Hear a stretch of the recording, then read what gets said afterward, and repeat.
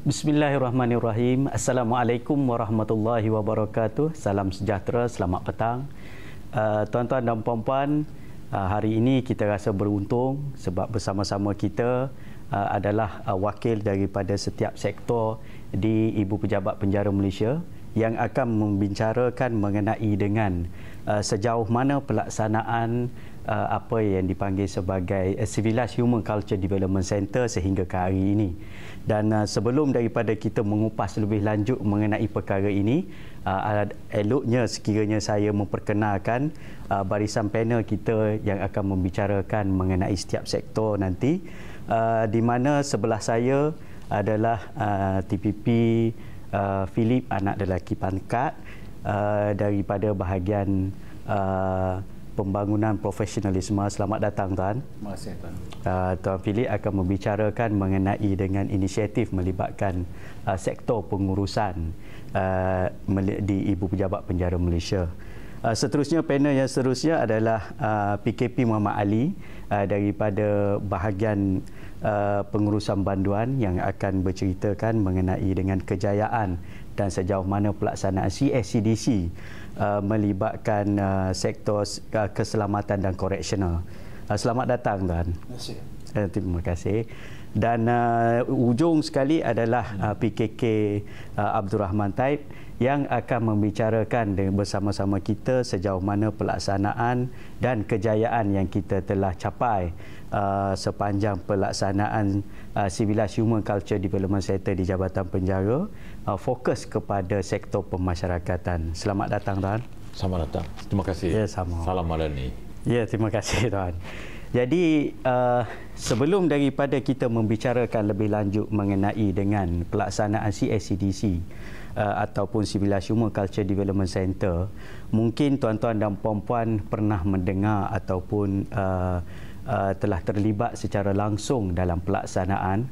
Namun eloknya sekiranya kita perjelaskan dahulu bahawa pelaksanaan CSCDC ini telah bermula daripada pelancarannya pada bulan Julai tahun lepas, dan sehingga ini kalau diikutkan hampir setengah tahun pelaksanaan CSCDC di Jabatan Penjara Malaysia. Namun demikian, kita dapati banyak pelaksanaannya yang mungkin kita perlu berkongsi dengan tuan-tuan dan puan-puan yang berada di luar sana untuk sama-sama kita menghayati. Dan pada hari ini kita beruntung dan bertuah disebabkan oleh panel-panel kita ini adalah mereka-mereka yang hands on secara langsung di sektor masing-masing.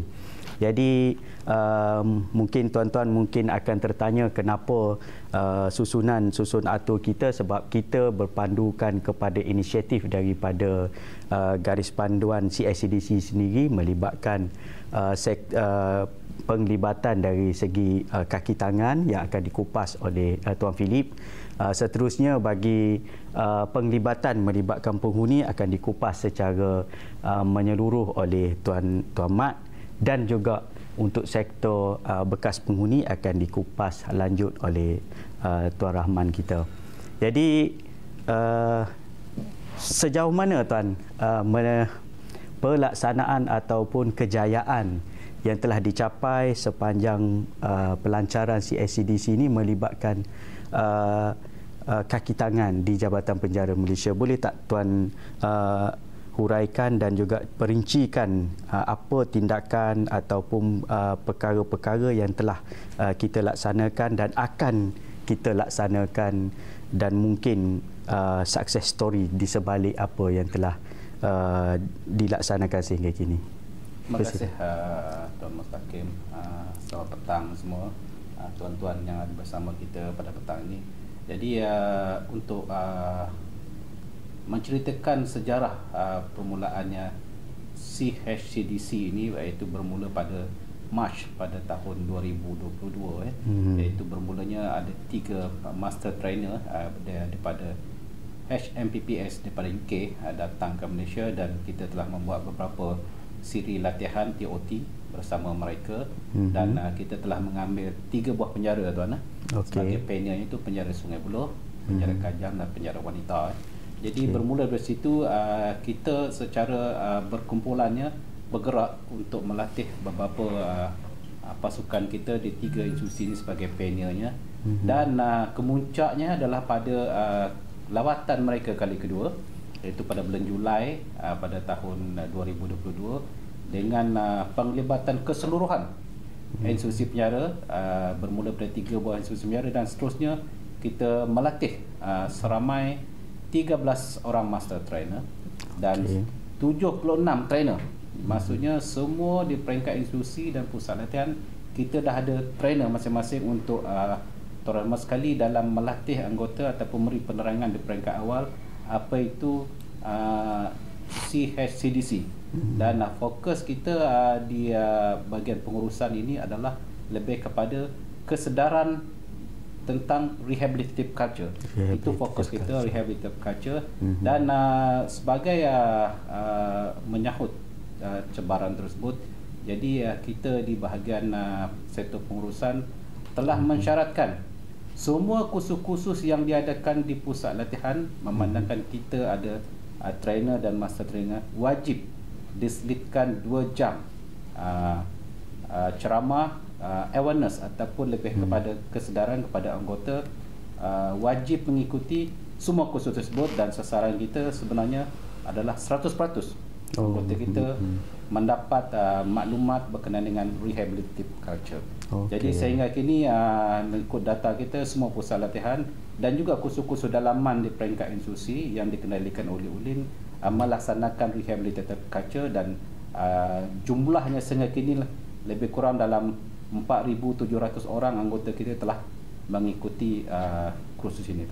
Okey, terima kasih. Jumlah yang besar sebab dalam tempoh pelaksanaan ini bermula pada pelancarannya pada tahun lepas, dan sehingga awal tahun ini kita lebih kurang hampir mencecah 5,000 anggota kita yang telah mengikuti program ini. Dan seterusnya di peringkat ini kita hanya memberi awareness tuan, dan seterusnya kita akan melatih anggota kita macam mana nak mempertikalkan mengamalkan budaya tersebut di institusi penjara masing-masing. Di peringkat awal kita hanya bagi maklumat inilah program yang perlu kita laksanakan di semua institusi, dan seterusnya selepas ini, selepas ramai anggota kita dah terlibat, kita akan teruskan dengan pelaksanaan secara ekstensif di institusi penjara masing-masing. Okey, terima kasih tuan. Itulah kita nampak perkembangan tu cukup meyakinkan dari segi pelaksanaan, dan itu ruang lingkup dari segi kaki tangan. Maksudnya persediaan kaki tangan dari segi pelaksanaannya sudah nampaklah kejayaan dia tu, dan cumanya dijangkakan sehingga akhir tahun ni 100% anggota kita mensasarkan 100% anggota kita dah tahu program ni wujud di sini. Okey, terima kasih tuan. Seterusnya dari segi kaki tangan kita dah selesai bicarakan. So sekarang ni kita tengok dari segi preparation dan juga apa yang mungkin menjadi perancangan dan juga apa yang telah dilaksanakan untuk penghuni pula secara khusus. Jadi untuk penghuni ni boleh tak Tuan Mat ceritakan apa yang sudah dan sedang dan akan dirancang dan juga dilaksanakan oleh bahagian terutama sekali melibatkan sektor keselamatan dan koreksional. Sila Tuan. Terima kasih Tuan. Jadi untuk di bawah sektor keselamatan dan koreksional, terutamanya di bawah bahagian pengusaha banduan. Okey. Jadi bila kita sebutkan rehabilitative culture, so dia ada sinonim kepada banduan. Okey. Dan itu adalah kita punya core business di dalam negara sebenarnya. Betul. Jadi kita dah ambil beberapa inisiatif dan terutamanya untuk persediaan membantu banduan-banduan ini kembali kepada pangkuan keluarga, kepada masyarakat, supaya mereka dapat menjadi seorang insan yang produktif di negara kita ini. Jadi dari segi training kepada pegawai pemulihan kita lah terutamanya. Terutamanya di dalam populasi penjara ini, 70% adalah penagih dadah, kes dadah.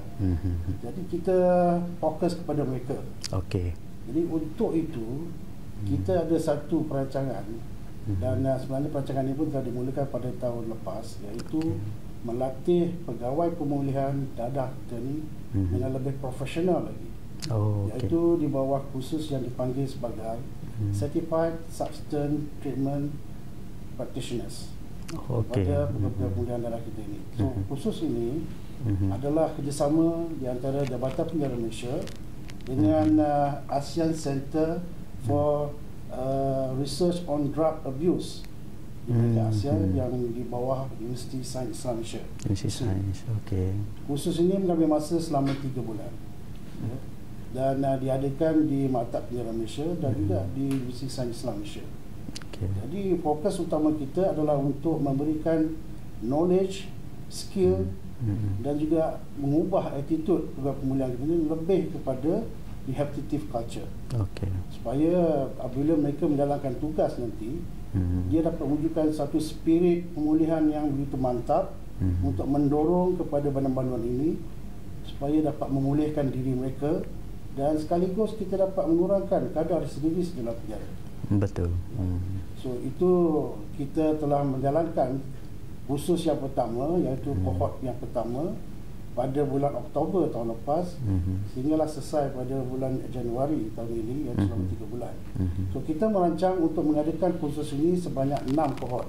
6 kohort. Kita perlukan sebanyak ataupun seramai 190 pegawai pemulihan dadah untuk menguruskan kes-kes terutamanya penagih dadah ini supaya dapat menjalankan treatment ataupun rawatan pemulihan dengan mantap kepada mereka. Kita juga ada perancangan akan datang untuk mewujudkan 19 kluster dadah. 19 kluster dadah. Itu penempatan khas bagi kes-kes dadah ini untuk menumpukan program pemulihan dadah yang lebih fokus. Objektifnya adalah untuk mengurangkan kadar residivis di kalangan pesalah dadah. Pesalah dadah. Memandangkan 70% daripada penghuni yang ada di jabatan penjara ini adalah daripada kesalahan melibatkan dadah. So itulah kita perlukan lebih kurang 190 pemulihan dadah. Okey.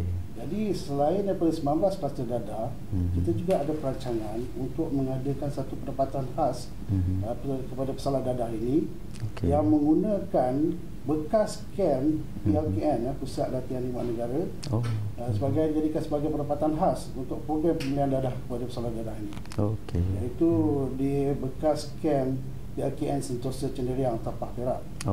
So di sini kita akan fokuskan kepada kes di bawah Seksyen 12 Gold. Okey. Iaitu mereka ini penagih semasa ditangkap memiliki sebagian kecil dadah untuk kegunaan mereka sendiri. Okey. Jadi dengan adanya kem ataupun pusat penempatan khas ini dengan menggunakan tenaga yang telah kita latih dalam Certified Substance Abuse Treatment Practitioners tadi itu, membolehkan kita fokus 100% pada program pemulihan dan rawatan dadah sejurus itu untuk mencapai kadar residivis yang rendah di kalangan mereka. Okey. So selain daripada itu juga kita juga ada ambil beberapa inisiatif di dalam rehabilitative culture ini. Utamanya kalau kita lihat dari segi perspektif CHDC ini adalah untuk menjadikan kaki tangan ataupun pegawai pemulihan dadah ini sebagai daripada keluarga mereka. Di mana apabila kita menganggap mereka ini sebagai daripada keluarga kita, tanggungjawab kita adalah lebih untuk membantu mereka, mendorong mereka untuk memulihkan diri. Jadi kita ada menjalankan satu kursus yang lain sedikit daripada yang lain yang tidak pernah dibuat di peringkat penjara di Asia Tenggara. Sebagaimana yang saya dapat maklum balas daripada kita punya counter kerjasama daripada pihak antarabangsa iaitu Delta Samaritan. So kita telah buat satu pembaruan iaitu kursus di mana pegawai pemulihan bersama-sama dengan bantuan dalam kursus tersebut. Di bawah dipanggil sebagai kursus TOT, Modul Therapeutic Community dan Pembimbing Rakan Sebaya. Dalam kursus ini objektif yang pertamanya adalah kita nak mewujudkan spirit pemulihan di kalangan pegawai pemulihan dadah kita. Sebab dengan tanpanya spirit pemulihan yang utuh, kita tidak dapat mendapatkan apa kesan yang lebih baik. Betul. So, dengan adanya spirit pemulihan yang tinggi, jadi kita dapat mendorong penagih-penagih dadah ni, bandar-bandar ini untuk memulihkan diri mereka. Mereka menganggap mereka juga adalah sebahagian daripada kita. So ini adalah dipanggil sebagai family oriented. Family oriented. Jadi kita ni sebagai pegawai pemulihan sebagai abang sulung ataupun ayah kepada mereka. Mereka ni sebagai adik-adik kita. Jadi dengan ini dapat menjalinkan hubungan lebih rapat dengan untuk mencapai objektif pemulihan mereka. Dan di kalangan banduan-banduan ini juga, mereka juga sebagai adik-beradik, sebagai keluarga. Dan yang Abang Sulong ni membantu Angah bantu betul. Yang adik bungsu. So di kalangan mereka sendiri sebagai adik-beradik kena membantu, saling bantu antara satu sama lain untuk memulihkan diri mereka. Alhamdulillah lah, kita telah menjalankan 2 siri dan kita dapat melahirkan lebih kurang 60 penolong pegawai pemulihan dadah dan juga lebih daripada 70 lebih rakan sebaya. Dan hasilnya sehingga sekarang mereka masih lagi mempunyai hubungan yang erat dalam aspek untuk memulihkan diri mereka selepas bebas. Mereka telah mewujudkan satu kelompok pembantu ataupun support group di kalangan mereka sendiri. Jadi jika mereka ada apa-apa masalah, mereka akan berhubung untuk saling berkongsi masalah, saling memberikan jalan penyelesaian masalah. Jadi kita memberikan satu budaya pemulihan ini sehinggalah mereka bebas. Betul. Itulah apa yang inisiatif yang kita ambil sekarang. Menarik tuan. Jadi itulah yang perkara yang mungkin kita boleh berkongsi, sebab mungkin ramai di kalangan kita yang tidak mengetahui pasal inisiatif-inisiatif yang berlaku, terutama sekali fokus kepada pemulihan semasa di dalam penjara.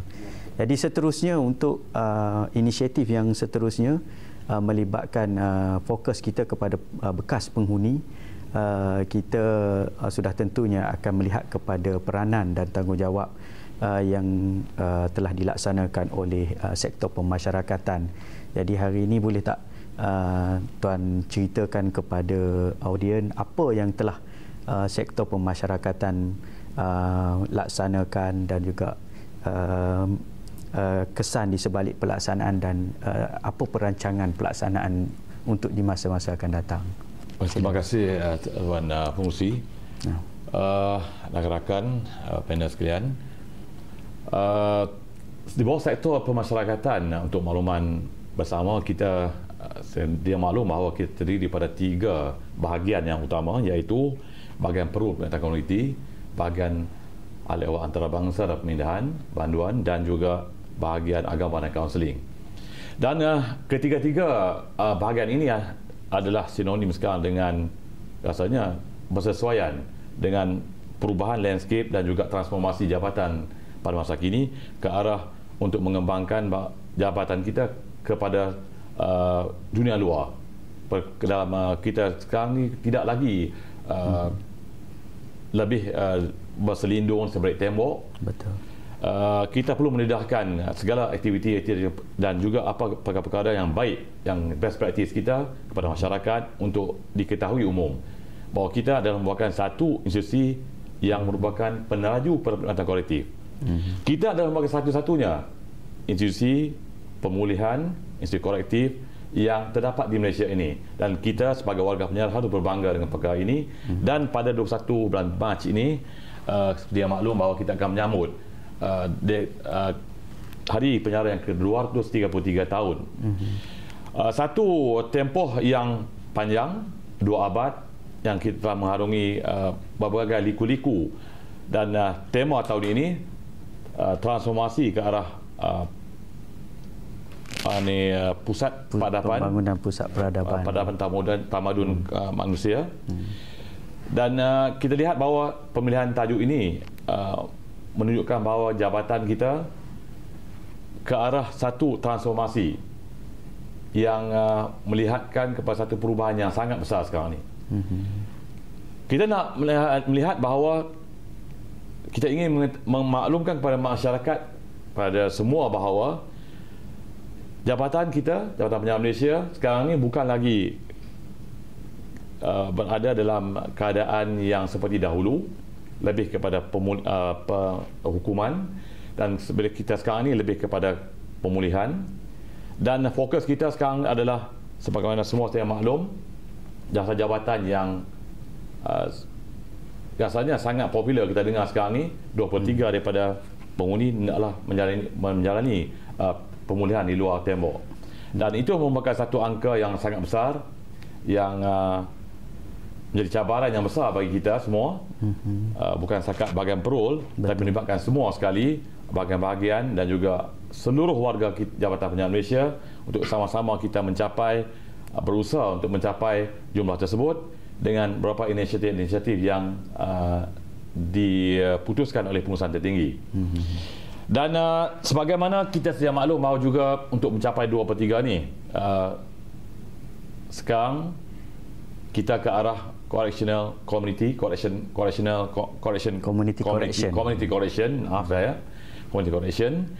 Dan community correction ni kita sekarang ke arah memperkasakan lagi satu pendekatan probation. Dan untuk malam bersama, baru-baru ni masih lagi ada lagi delegasi daripada UNAFE dan juga UNODC yang berada di Malaysia sekarang ini, yang dijemput untuk bersama-sama untuk melihat tentang inisiatif di bawah probation dan community correction ini, supaya kita dapat memperkasakan lagi bidang pemulihan dalam komuniti ini, supaya kita dapat mencapai satu keberkesanan pemulihan yang sangat berkesan sekali. Yang terbukti bahawa kadar residivis bagi pemulihan dalam komuniti adalah 0.38% berbanding dengan pemulihan dalam fasiliti. Dan inilah yang kita harapkan, bahawa impak daripada pemulihan dalam komuniti ini akan memberi satu kesan yang amat baik kepada jabatan, imej kita, melahirkan warga yang berguna, bertanggungjawab dan produktif, dan mengelakkan future victim, mengulang kembali kelangkaan jenayah, dan menyebabkan masyarakat tidak aman, tidak sejahtera di luar sana, ketakutan. Dan inilah yang kita laksanakan sekarang, dan inisiatif-inisiatif lain yang akan terus diteruskan. Banyak lagi inisiatif lain yang akan diteruskan lagi, dan suka jangan menarik perhatian di bahagian saya berada bahagian Perhub dan Komuniti, inisiatif di bahagian hal ehwal antarabangsa dan pindahan bantuan juga terlibat sama-sama dalam memastikan bahawa aspek layanan yang beri penguasaan, dan bahagian ini adalah merupakan satu jambatan yang menghubungkan di antara jabatan penjara sama dengan negara-negara luar. Mereka merupakan satu duta kecil jabatan kita, menjadi penghubung di antara isu-isu berkaitan dengan bandar-bandar warga negara asing. Dan sudah pasti kita melihat banyak perkara-perkara yang berkaitan dengan layanan, kebajikan, dan juga perkara berkaitan dengan human right, yang mana kita tidak perlu ada diskriminasi warna kulit dan lain-lain lagi, yang mana kita ditanggungjawabkan kepada bahagian hal ehwal antarabangsa ini untuk kita sama-sama selesaikan sebarang isu-isu yang berkaitan dengan pengurusan bantuan warga negara asing. Dan di bawah BAKA, bahagian agama dan kaunseling, kita ke arah mewujudkan suasana rehabilitasi dan juga budaya ketamudanan kemanusiaan di institusi kita ni. Contohnya adanya wujudnya akrab dan juga helper. Akrab bagi antara rakan membantu rakan sebaya di antara kaki tangan, manakala helper adalah bagi rakan membantu banduan sama banduan. Dan kita ada 288 orang ahli akrab yang telah dilatih melalui penilaian, 2 siri penilaian, dan mereka akan disijilkan oleh JPA, dan mereka inilah yang akan sama-sama membantu dari segi sebarang masalah-masalah berkaitan dengan kaki tangan, supaya isu-isu berkaitan dengan perkara-perkara yang depres, stres dan lagi dapat diselesaikan. Dan sekiranya berlaku sebarang perkara yang tidak boleh diselesaikan, akan dirujuk kepada pegawai psikologi. Begitu juga dengan helper di kalangan banduan, kita ada lebih kurang 192 yang dilatih untuk membantu rakan sebaya akan mereka masing-masing. Dan sekiranya ada masalah-masalah berbangkit di kalangan banduan, mereka akan terus merujuk perkara kepada pegawai psikologi. Dan itu adalah merupakan satu pendekatan yang dibuat untuk memastikan bahawa wujudnya satu suasana rehabilitation culture dan ketamadunan yang cuba dibentuk sama ada di dalam kaki tangan dan juga banduan, untuk sama-sama kita mencapai hasad dan merealisasikan objektif jabatan kita ke arah mencapai satu masyarakat yang sejahtera di dalam penjara. Okey, terima kasih Tuan. Wah, kita pun dah bincang panjang dah, dan daripada situ pun banyak sebenarnya tuan-tuan dan puan-puan hasil ataupun tindakan yang telah dilaksanakan di setiap sektor, dan ini menunjukkan bahawasanya CHCDC bukan sekadar omong kosong sahaja. Ianya benar-benar memberi kesan walaupun baru di peringkat awal. Dan mungkin juga di kesempatan ini mungkin kita nak cuba bincang sedikit ataupun mungkin ada suara-suara sumbang yang ada di kalangan ialah mereka senantiasa mencari jalan untuk mengatakan bahawasanya mungkin perkara ini sekadar omong kosong sahaja. Jadi kalau saya cuba nak cuba untuk minta supaya ahli panel untuk memberi sedikit respon, terutama sekali kita bermula daripada sekiranya ada di kalangan kaki tangan yang meletakkan bahawasanya perkara ini sebagai satu beban, perkara ini yang mungkin menyusahkan sebab kita terpaksa. Kalau dulunya mungkin pegawai pemulihan saja yang akan terlibat dengan pemulihan, tetapi bila pelaksanaan CHCDC, semua staf dilengkapkan dan diberi kemahiran untuk melaksanakan sesi ataupun intervensi sebagaimana dalam rehabilitative culture. Jadi Tuan sebagai mewakili sektor pengurusan, apa yang Tuan boleh nasihat ataupun bagi saranan ataupun sebagai satu panduan kepada kaki tangan yang memiliki idea sebegini? Terima kasih Tuan. Jadi kita dah dengar daripada Tuan Makli, Tuan Rahman. Jadi sebenarnya titik tolaknya bermula daripada kaki tangan kita. Betul. Apa pun yang kita lakukan bermula daripada kaki tangan kita. Jadi sebab itu bila kita memulakan rehabilitative culture, kita nak semua anggota kita mempunyai pemikiran yang sama. Betul. Iaitu rehabilitatif kepada banduan ataupun pengundi.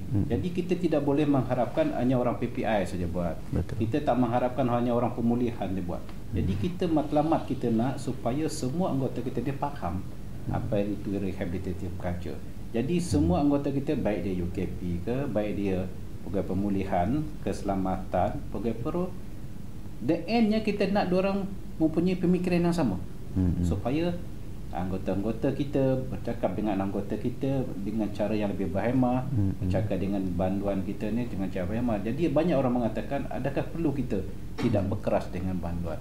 Sebenarnya tidak. Sebenarnya kalau dia melakukan kesalahan dan sebagainya, tetap juga dia akan menerima hukuman dan sebagainya. Tetapi betul, cara approach kita dengan banduan biarlah secara yang berhemah. Betul. Yang pertama, kita nak pastikan supaya dia ditahan di penjara sampai bebas dengan selamat. Yang kedua, kita kena ambil berat pasal dia. Kalau dia ada sakit, keperluan untuk berjumpa keluarga dan sebagainya, kita kena facilitate dia. Itu akan mendekatkan dia dengan keluarga dia. Yang ketiga, kita kena layan dia secara seorang manusia. Betul. So kalau kita dah layan dia sebagai seorang manusia, maka apabila dia keluar besok, dia akan jadi seorang manusia.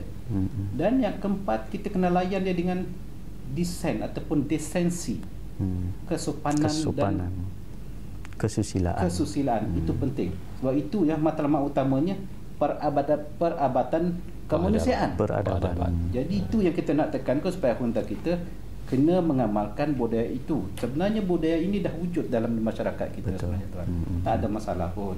Jadi sebab kita dengan masyarakat ketimuran, dan memang budaya itu dah ada. Cumanya sekarang ni kita nak mengamalkan secara konsisten supaya budaya ini diamalkan oleh setiap orang, bukannya orang pemulihan saja. Betul. Jadi bila orang beranggapan orang keselamatan tak perlu sebab dia jaga keselamatan, sebenarnya jadi kita matlamat akhir kita tu, kita nak supaya semua anggota penjara ini mempunyai budaya dan sikap yang sama, iaitu budaya pemulihan itu sendiri. Jadi kalau kita nak bagi peluang ini kepada orang pemulihan saja, jadi matlamat akhirnya kita tak tercapai. Masing-masing mengikut keperluan bidang masing-masing. Jadi sebenarnya tak banyak yang kita perlu lakukan sebab budaya ini dah ada, dah wujud pun dalam masyarakat kita. Cumanya nak konsistensi sahaja. Selain daripada itu juga Tuan, perancangan jangka panjang, terutama sekali bahagian PP, bagi memastikan budaya ini berterusan kita nak memastikan semua anggota kita mempunyai tahap pendidikan yang tinggi. Okey. Tanpa pendidikan yang lebih tinggi ini, mungkin budaya itu mungkin terbantu dan kesinambungan tu akan berlaku, tidak berlaku. Jadi apa yang kita nak supaya kesinambungan matlamat ini akan berterusan sampai ke sudah. Jadi dalam kerangka panjangnya kita melibatkan beberapa kerjasama lah dengan beberapa pihak supaya knowledge anggota kita ni dipertingkatkan. Kita buat kerjasama dengan pihak pengajian tinggi, dengan pihak universiti, dengan agensi lain supaya anggota kita ni didahkan dengan ilmu-ilmu baru. Jadi suka saya di sini berkongsi dengan para panel dan juga hadirin. Jadi sehingga kini kita telah ada 4 pelajar atau pegawai kita mengambil bidang PhD di luar, maksudnya bukan di bawah bahagian kita secara persendirian. Dan selain daripada itu, kita ada 7 yang memang kita buat bersama dengan pihak UM. Berarti untuk makluman tuan-tuan semuanya, kita ada 11 anggota penjara kita yang akan memperoleh PhD. Tidak berapa lama lagi. Itu dalam setahun dah ada yang akan graduate, dan kita menambah beberapa anggota kita lagi yang ada mempunyai PhD. Jadi itu adalah kesinambungan supaya dengan adanya peningkatan akademik anggota dan sebagainya. Selain itu juga dalam masa yang sama, kita ada lebih kurang pada tahun lepas kita ada 222 anggota kita melanjutkan pengajian. Begitu ramai. Jadi sasaran kita pada tahun ini adalah KPI bahagian kita nak memastikan 1% daripada jumlah kaki tangan kita yang berjumlah 15,876 akan mengikuti pengajian baik dengan agensi awam pun ataupun dengan mana-mana universiti untuk melanjutkan pengajian. Dan kita telah berbincang dengan beberapa universiti seperti UIA, kita akan meneruskan program deal course kita. Lepas tu dengan pihak City University kita akan buat Bachelor on Psychology. Lepas tu dalam masa yang sama juga kita akan melibatkan Razak School of Government untuk bidang kepimpinan. Ini pun dalam peringkat akhir, dan kita akan pastikan benda dapat dilaksanakan dalam masa terdekat. Jadi kalaulah kita melihat mungkin adalah anggota-anggota sana menganggap ini merupakan satu pembaziran dan sebagainya, tetapi sebenarnya benda ni dah berlaku dalam masyarakat kita, dalam komuniti kita. Cuma kita sedar tak sedar saja. Mungkin dulu benda ni tak dijenamakan, sekarang dah dijenamakan, jadi maksudnya lebih struktur dan tersusun. Itu yang kita lakukan sekarang. Dulu semua kita mengamalkan budaya kesopanan dan kesantunan, cuma mungkin benda tu tak dijenamakan, maka kita akan lupa. Betul. So bila dah dijenamakan, inilah jadi branding kita. Dan ini yang kita war-war kepada kaki tangan kita. Dan pada peringkat ini saya rasa penerimaan di mana kita dah buat kursus dan sebagainya, penerimaan agak bagus, dan semua memahami konsep ini. Dan titik tolaknya kita nak membantu. The end of the story, apabila kita semua mempunyai budaya, pemikiran dan hala tuju yang sama, the endnya yang kita mengharapkan kadar residivist itu akan berkurang. Sebab semua anggota mempunyai pemikiran yang sama, walaupun dia orang keselamatan, tetapi dia masih ada minda rehab itu sendiri. Walaupun dia orang parole, dia ada rehab. Pemikiran dalam pemikiran dia, budaya dia ada tentang rehab. Jadi saya rasa setakat ini sambutan memang menggalakkan, dan semua program-program penerangan yang kita buat semuanya tak ada halangan. Mungkin ada segelintir itu sahaja, tetapi secara keseluruhannya program ini disambut dengan baik. Ya, terima kasih Tuan. Jadi itulah tuan-tuan dan puan-puan, kita dapat penjelasan lebih terperinci mengenai apa yang diusahakan dan apa yang telah dilaksanakan, terutama sekali dari segi aspek meningkatkan kompetensi kaki tangan yang akan melaksanakan tugas. Selain daripada aspek kaki tangan, aspek yang melibatkan penghuni sebagai contohnya Tuan, ada juga suara-suara yang mengatakan pelaksanaan CSCDC ini memberi harapan baru kepada banduan. Cuma ada juga yang mengatakan ianya mungkin tidak akan memberi apa-apa kesan pun, cumanya dari aspek pengharapan ataupun peluang ataupun ruang mereka ni untuk pulih. Sejauh mana yang tuan rasa impaknya yang Banduan akan rasai setelah pelaksanaan CSCDC ni jika dibandingkan daripada dahulu dari segi aspek peluang ni, sama ada berjaya ialah mungkin dari segi fokusnya kepada penghuni itu sendiri, sama ada dia dapat peluang yang lebih dengan inisiatif yang kita ada, ataupun betul sebagaimana yang dicakapkan dengan sekelompok kumpulan yang mengatakan tak ada memberi apa-apa kesan. Boleh tuan bagi sedikit huraian mengenai perkara ini? Terima kasih Tuan Lucy. Jadi dalam hal ini kita perlu lihat perbezaan era zaman sekarang ini dengan dulu. Kalau dulunya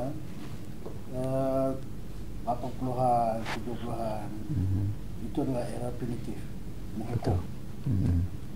Tapi bila kita masuk ke era tahun 2000, ini adalah era korektif. Betul. Jadi sebenarnya kita sendiri kaki tangan ini perlu menukar mindset. Kalau dulu primitif, menghukum, jadi banduan-banduan yang di dalam penjara ini adalah dianggap sebagai tempat jawat penjara ini sebagai satu kata neraka dunia. Betul. Tempat menghukum, tempat menerima balasan. Betul. Jadi dari segi aspek psikologikalnya, di dalam diri mereka tu memberontak. So selepas bebas, melepaskan perasaan berontak itu dengan melakukan semula jenayah yang mereka lakukan sebelum ini. Tapi dengan bertukarnya era kepada korektif, kita banyak kepada melihat banduan ini masih ada harapan. Betul. Kita memberi pengharapan kepada mereka bahawa mereka ni masih boleh berubah, masyarakat masih boleh menerima. Betul. Jadi dengan adanya CSDC, iaitu Rehabilitative Culture ni, lebih memberi dorongan pada mereka untuk memulihkan diri. Betul. Dan mereka juga dapat satu pengharapan yang baru, cahaya yang baru. Bukan seperti zaman era punitif dulu. Betul. Dan semasa mereka dalam penjara sendiri, bila kita memberikan dorongan, semangat, bimbingan, ini memberikan satu impact kepada psikologikal mereka bahawa ada orang lain juga yang ambil berat tentang diri mereka. Betul. Dan selama ini mereka fikirkan tidak ada orang lain yang ambil berat tentang diri mereka. So ini memberikan suatu semangat lah, motivasi kepada mereka untuk memulihkan diri. Dan apatah lagi kalau mereka ini sebatang kara di luar, tidak ada keluarga. Jadi kita lah sini jabatan pegawai-pegawai penjara lah sebagai keluarga mereka. Betul. Yang untuk memberikan satu motivasi semangat yang baru. Itu sebab pada peringkat awal tadi saya sebutkan spirit pemulihan di kalangan pegawai penjara itu perlu ada. Sebab sekarang ini apabila masuk era korektif, semua kaki tangan penjara adalah ejen pemulihan. Ejen pemulihan. Yes. Tidak ada lagi yang buat keselamatan ke, betul, bertugas am ke, pemulihan, semua ejen pemulihan. Dan satu lagi, sebagai pegawai penjara yang menjalankan aktiviti pemulihan untuk membawa banduan ini ke arah jalan yang benar, adalah satu tugas yang mulia. Betul. Kalau dulu kita lihatlah siapa sebenarnya yang membawa tugas ini, yang membawa orang-orang yang tersasar kepada jalan yang benar. Ini adalah tugas-tugas para nabi sebenarnya. Betul. Dan kita sentiasa bila satu tugas yang murni untuk membawa kepada jalan yang benar, kepada menuju ke arah jalan yang membawa kepada ketuhanan. Betul. Mesti ada rintangannya, macam-macam, terutama kepada pegawai-pegawai penjara ini. Tapi sebenarnya ini adalah satu tugas yang mulia. Yeah. Jadi apa yang kita buat, ganjarannya adalah di akhirat. InsyaAllah. Jadi itulah apa yang kita buat ini. Bila kita dapat tukar mindset, bukan semua manusia ini dilahirkan dalam dunia minta melakukan jenayah, ataupun dia dilahirkan, bila dilahirkan pada peringkat awal itu adalah seperti kain putih. Kan? Apa yang berlaku persekitaran yang mencorakkan kain putih itu. Jadi tugas kita pegawai pemulihan di dalam penjara untuk mencorakkan, mencucikan balik kain putih itu. Mulia. Untuk muliakan balik, cucikan balik. Just tugas yang mulia. Ya, betul. Jadi itulah saya ingatkan kepada semua kaki tengah penjara, tukar mindset. Kita bukan lagi era primitif, tapi era kolektif. Semua kita ini adalah ejen pemulihan. Dan perlu diingat, ini adalah tugas mulia, ganjaran di akhirat itu. Ya, terima kasih tuan. Wah, bersemangat rasa. Saya pun sampai. Jadi itulah tuan-tuan dan puan-puan, kita mendengar sedikit sebanyak intipati daripada apa dan harapan dan hasrat yang, dan juga di sebalik apa usaha kita buat. Kita bukannya kosong. Dengan erti kata lain tuan, kalau misal katalah kerja-kerja ni seolah-olah kerja dakwah lah. Jadi tak perlu keluar dah. Kalau tidak kena keluar. Okey. Jadi seterusnya tuan, kita dari segi aspek community correction ni, kita yakin dan percaya ada juga masyarakat di luar sana yang seolah-olah macam tidak yakin ataupun tidak merasakan selamat bila kita cuba untuk melaksanakan community correction ni dengan perkasakan banduan untuk keluar. Sedangkan kalau nak diikutkan syarat-syarat yang ada untuk membenarkan ataupun sama ada lembaga Perul ke PBSA ke nak mengeluarkan tu, agak susah nak keluar ni, bukannya bebas sebagaimana biasa. Jadi boleh tak tuan ceritakan apa sebenarnya yang menjadi penilaian kepada lembaga, sama ada lembaga Perul ke lembaga PBSA ke, untuk membolehkan seseorang banduan tu dibebaskan, yang itu sebenarnya akan menjamin keselamatan masyarakat di luar. Sila.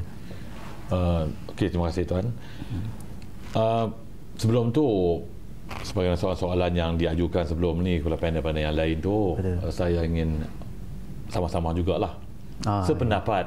Betul. Senada dengan mereka mengatakan bahawa CHCDC ni, sebelum saya jawab soalan tadi, CHCDC ni adalah merupakan satu realiti. Dan dia bukan satu mitos, satu dongeng, satu benda yang direka-reka. Dan memang era sekarang ni ke arah macam disebutkan tadi, daripada punitif kepada kolektif. Dan di sinilah kita melihat bahawa pendekatan yang jabatan laksanakan sekarang ni lebih meletakkan kepada pemulihan dalam komuniti. Community correction ini sebagai satu pendekatan ataupun approach baru yang sangat diaktifkan sekarang ni. Melihat bahawa banduan-banduan yang ada dalam institusi kita ni perlu diberikan peluang yang kedua. Betul. Peluang kedua, second chance kepada mereka. Dan kita tak bolehlah untuk menghukum mereka untuk kali yang kedua seterusnya. Peluang harus diberi. Dan semakin terlihat bahawa juga bahawa mereka-mereka yang melalui kategori banduan yang dilepaskan dalam masyarakat, sama ada dilepaskan melalui perintah Perul ataupun melalui pembebasan banduan secara lesen untuk banduan dan juga untuk energi, pembebasan banduan lesen, pembebasan penghuni lesen. Kita lihat bahawa mereka ini semua telah melalui satu proses yang telah pun ditetapkan begitu rigid sekali sebenarnya proses-proses tersebut. Bermula daripada kemasukan sampailah mereka layak untuk sama ada dibebaskan melalui Perul ataupun secara berlesen. Inilah peranan pemulihan dalam fasiliti yang diambil tanggungjawab tersebut oleh semua kaki tangan yang sebagaimana kita katakan tadi, yang multi skilling. Semua kita sebagai pegawai ejen pemulihan yang terlibat bersama-sama membantu memproses seorang banduan tersebut dari peringkat mula sampailah dengan program-program yang tersusun supaya mereka ini dibekalkan dengan persediaan-persediaan untuk mengikuti pemulihan dalam komuniti kelak. Dan kita lihat bahawa dalam sistem Perul dan juga PBSL, syarat-syarat yang ditetapkan bukannya bukan sewenang-wenangnya untuk melepaskan banduan-banduan ini dalam masyarakat. Seperti yang sebut tadi, melalui satu proses yang agak yang rigid, yang sistematik juga, yang mesti melalui proses-proses pemulihan dalam program pemulihan insan, melepasi grade-grade tertentu, diperakui oleh semua pegawai-pegawai yang terlibat, disahkan dari segi kesihatan, mental dan lain lagi, melalui ujian psikologi yang telah pun dilaksanakan di peringkat awal, maka barulah mereka ini akan diputuskan. Diangkat permohonan, diproses melalui pertimbangkan di peringkat institusi, kemudian peringkat negeri dan sudah di peringkat Ibu Pejabat Penjara Malaysia. Dan seterusnya, kalau perlu diangkat kepada lembaga untuk diputuskan sama ada layak atau tidak untuk dibebaskan secara parol. Manakala bagi pembahasan banduan secara lesen ini, kuasa jenayah penjara untuk melepaskan banduan secara lesen ini. Namun demikian, masih lagi juga melalui proses-proses yang saya sebutkan tadi. Dan pendekatan pemulihan komuniti ini, kita lihat sekarang ni menepati satu perkara yang kita lihat kalau dalam konsep psikologinya itu dalam Maslow hierarchy needs, kan? Di mana survival seorang banduan itu yang apabila dia keluar nanti, apakah benda-benda yang perlu dalam keperluan survival dan untuk hidup?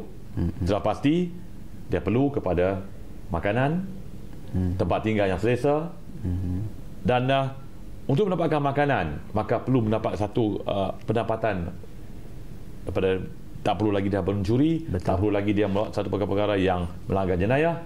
Dan di sinilah peluang kedua yang diberikan melalui program pemulihan komuniti, iaitu program parol dan yang lesen ini.